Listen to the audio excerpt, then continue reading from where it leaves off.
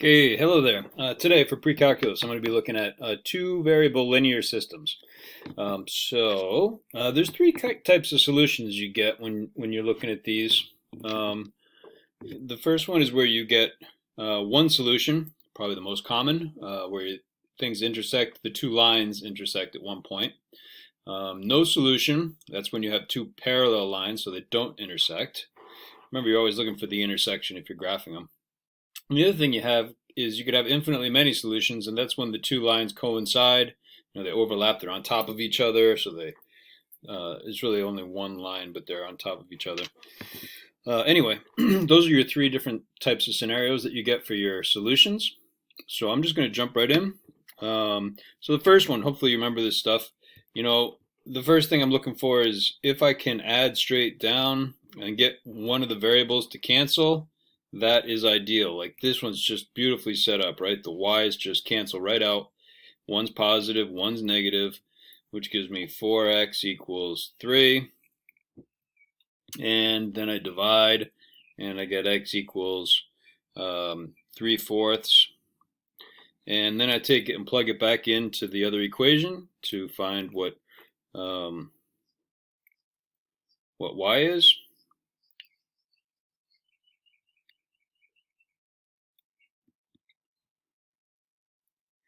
So 2 times 0.75 is 1.5 plus y equals 4. And if you subtract those, you get y equals 5/2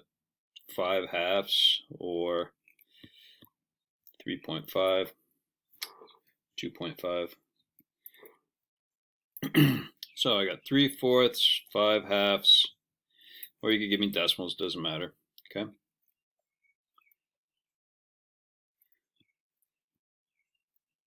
And that's it. All right, so that's your most basic kind of problem. Next one. This one. So I would like to have something cancel out, which means if I see if I multiply the top one by 2, my x's will cancel out, which would be nice. So I'm just going to multiply that top equation by 2, write it down over here. I get negative 4x plus 6y equals 12. And write the other equation underneath. So this is an interesting one because everything cancels out, right? The variables, both, and the numbers. So when you get something equaling itself, that's when you've got infinitely many solutions.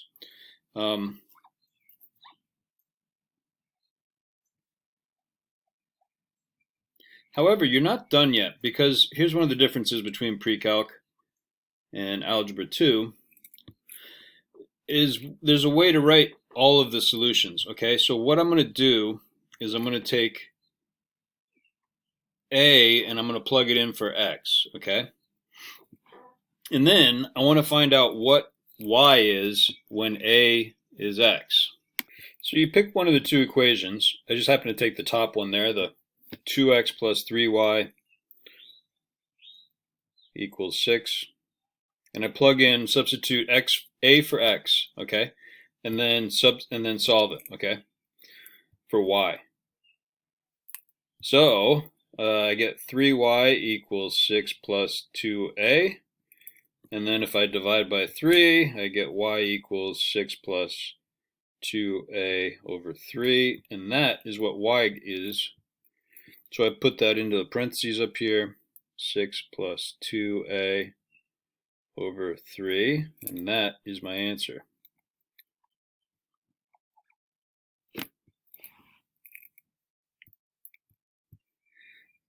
So this is actually what we are looking for when you get infinitely many solutions, because then I can find out, the coordinates of anything I want.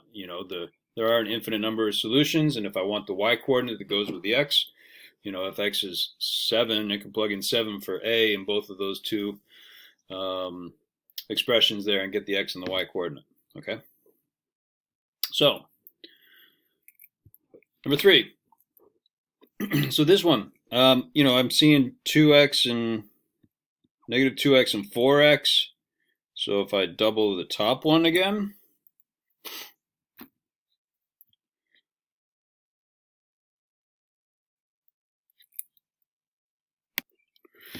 So if I double the top one, I get negative 4x plus 6y equals 12. There was a typo in that bottom equation. I just fixed it. It's equal to negative 3, not negative 12, so it's not the same as the problem above. That's why I had a moment there.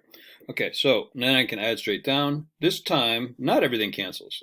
All the variables cancel, but not all the numbers. 12 plus negative 3 is 9. So those two things don't equal each other, which means there is no solution. You could either write the words no solution, or you could put the 0 with a slash through it called null set, and that means the same thing, okay? So that's it. There's no plugging in A for that stuff when there's no solution, only when there's infinitely many. All right, next. Number 4. So this one, I'm seeing the same kind of thing, right? I would like to get my variables to cancel out, so if I double the top expression, top equation, I get 12x minus 10y equals 6. And then I'm just going to write the other equation right below it. And when I add straight down, lots of things cancel out. Those do. 0 equals 11. Once again, there's null set, no solution. Not much to that, all right? That was nice and easy. And I'm moving on. Next one is fractions, number 5. So if I want to get something to cancel, so obviously the second equation is bigger than the first, so let's multiply the first one times something. Let's see, if I want to get 1/2 to be equal to 4, I'd have to multiply it by 8, right? Because if I double 1/2, I get 1, and then I got to multiply it by 4. So let's see what happens when I do that. So that gives me 4x minus 1/8 times 8 is 1. Negative 3/8 times 8 is negative 3. And looks like stuff is going to cancel out again. So when I add straight down, I believe everything cancels. So I get 0 equals 0. So now's when I'm going to go x equals a. And I need to find out what y is when I plug that in. Now you can use the top equation if you would like. It's going to be more difficult because it's got all those fractions in it. So I'm going to use the bottom one because I like easier. And now I solve for a, right? So I get negative 4a equals 3 minus y. And then I can divide by negative 4. I'm going to move that negative to the numerator, okay? And distribute it. And I get negative 3 plus y over 4. And that's what I should have over here. Negative 3 plus y over 4. I'm just going to clean that up so it actually looks like a 3, and I'm done.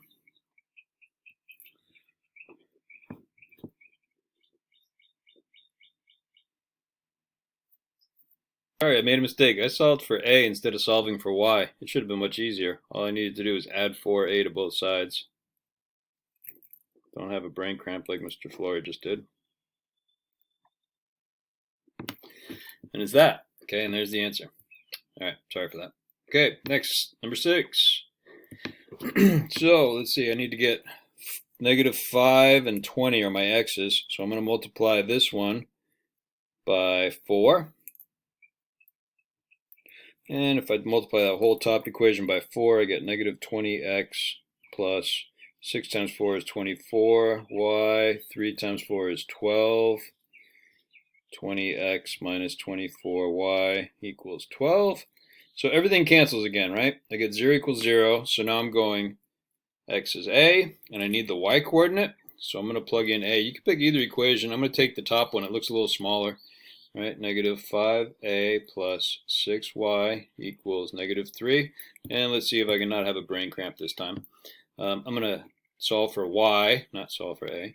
So I get 6y equals negative 3 over negative 5a plus 5a. Duh. I have more brain cramps. And then if I divide by 6, I get my y coordinate, negative 3 over plus 5a over 6. And that's my grand finale answer. Okay? All right. Next one, number 7. 7, and then I got 2 word problems. This one, we do a ton of elimination. There is another way to do these problems, and it's by substitution, which means you can take this and plug it in where the y is, right? Because that's y equals. So wherever there's a y, you can plug that in. And this is another way to solve these, and you do see these sometimes, so I wanted to make sure I did one. So I got negative 2x plus 8 times x is 8x. 3 times 8 is 24 equals 9. Solve this out, right? This is 6x. If I add 24 over there, I get 30. 24 and 9 is 33. You divide it out, you get x equals 5.5. And then I can take the 5.5, plug it into either equation. I'm choosing to plug it in over here into the y equals x minus 3. And when I do that, I get y equals 2.5. So my answers are 5.5 and 2.5. And that's it. Okay. All right. Flying right along here. Speaking of flying, an airplane flying into a headwind travels 1,200 mile distance in 2 hours and 24 minutes. On the return flight, the time is 2 hours. Find the speed of the plane and the speed of the wind. Okay, so I'm labeling my variables. X equals the speed of the plane, y equals the speed of the wind. This is the driving formula for a lot of these. Rate times time equals distance.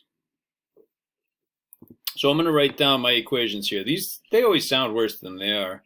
You know, if you're going into suppose I'm going 100 miles an hour into a headwind of 20 miles an hour, you just subtract the wind speed from your plane speed. So, you know, 100 minus 20 would give me 80 miles an hour. That's all there is to that, all right? So don't bug out too much about it. So let me write down my rate going into the wind, which is, you know, going to be x is my speed of the plane. And so if it's going into the wind,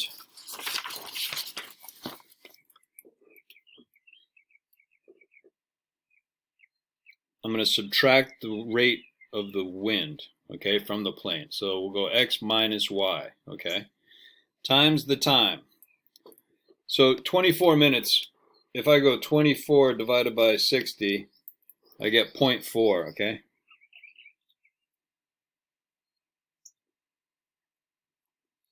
Which means the time is 2 hours and 2.4 hours, okay?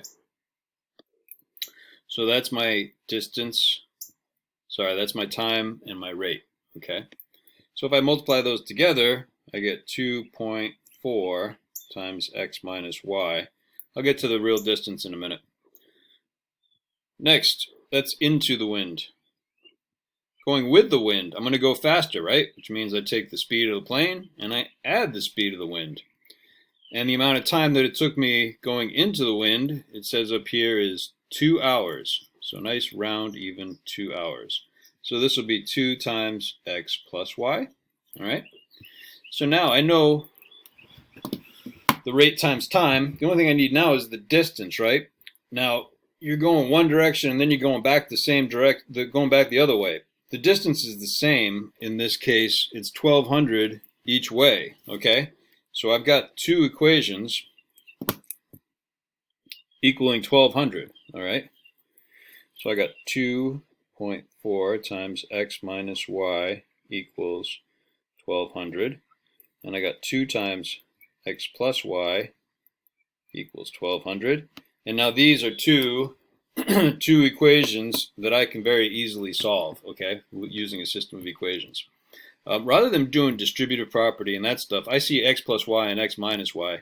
So I'm going to take a shortcut and I'm going to divide by 2.4. And I'll get x minus y equals 1,200 divided by 2.4 is 500. Over here, I'm going to divide this by 2, and I'm going to go x plus y equals 600. And now I'm going to add straight down, and the y's are going to cancel out for me. And I get 2x equals 1100, and therefore x will equal 550. So, and then I can find y by plugging it back in, right? Any of my original equations over here. So if I go 2 times 550 plus y equals 1200, you will find out that y equals 50.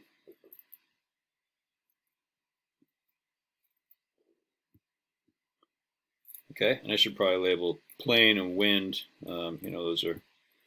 This is y is wind, and it's miles per hour. This is the plane, miles per hour. Okay, but that's it. All right, next one, last problem. Two planes start from the same airport and fly in different directions. The second plane starts 2 hours later than the first, but its speed is 80 miles per hour faster. Find the ground speed of each plane if 3 hours after the first plane starts, the two planes are 600 miles apart. Okay, so same equation, distance, rate, time. I'm going to have two equations, one for plane 1 and one for plane 2, okay? And I wrote down that x equals the rate of plane 1, all right? Because this is one of those where they told us in here the second plane is 80 miles an hour faster than the first plane. So if the rate for plane 1 is x, then the rate for plane 2 is going to be x plus 80, okay? Because it's 80 miles an hour faster. Time. If I'm looking at the time up here, let's see, somewhere in this word problem it says that the time is 3 hours.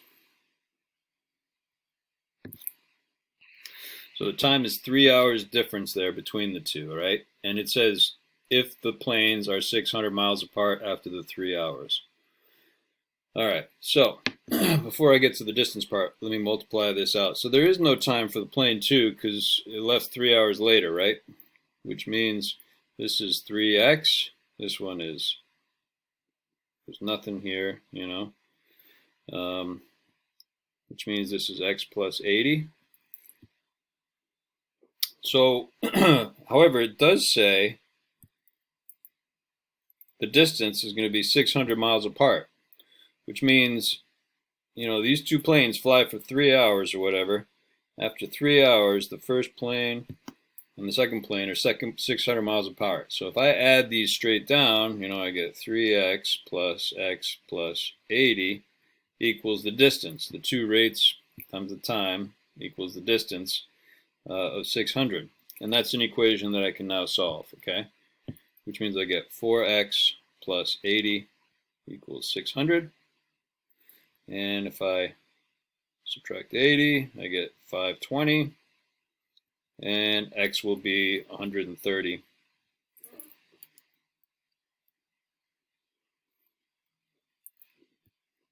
All right, so that's one plane, that's plane 1. And the other plane we said was 80 miles an hour faster. So if I go plane 2, will be 130 plus 80 will give me my second answer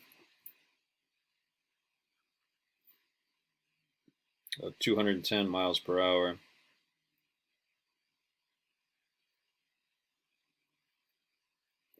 that's it. Those are my two answers. Okay. So there's your plane problems for the day. That's all I got for today. Have a marvelous evening.